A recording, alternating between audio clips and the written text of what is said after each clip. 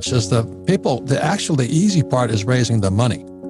The hard part is managing the property. And I think that's what people forget because, when Kim and I first started out, the managing a property is the biggest business of all. But it also, if you're just a mom and pop, you can only manage so many properties. So what is the secret to going from a small investor to managing, let's say, 150 units at a time? If you cannot manage a property, you don't know the legals, the ins and outs, because if you have a contract with your renter, and if you don't perform on your contract, and also the renter tears your property up, so just say you can just go and buy a 150 unit apartment house, you can do that, but there's not many people who can. My point here, everybody, I want you to hear this with me. The raising of the money is the easy part, especially today.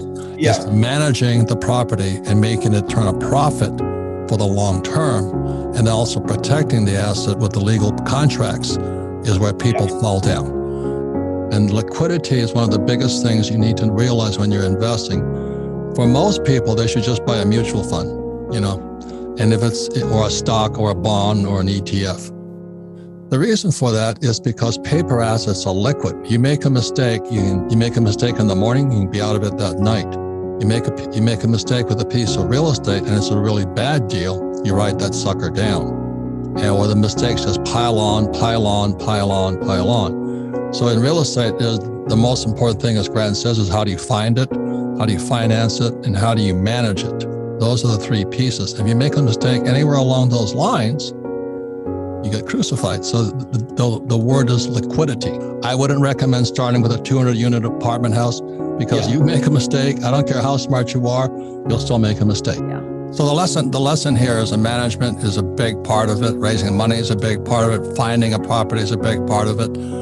And that's our message. That everybody has a different formula. As my rich dad always said, there's a million ways to financial heaven and a billion ways to financial hell.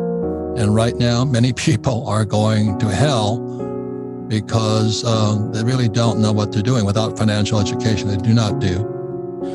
So back in 1996, Kim and I created the cash flow board game so you could understand how financial statements work, income statement, balance sheet, statement of cash flow, the difference between an employee mindset, self-employed mindset, big business mindset, and investor mindset, and all that. So we're just purely educational. And I'd be upfront about it. Grant recommends you just start at 200 units with a partner.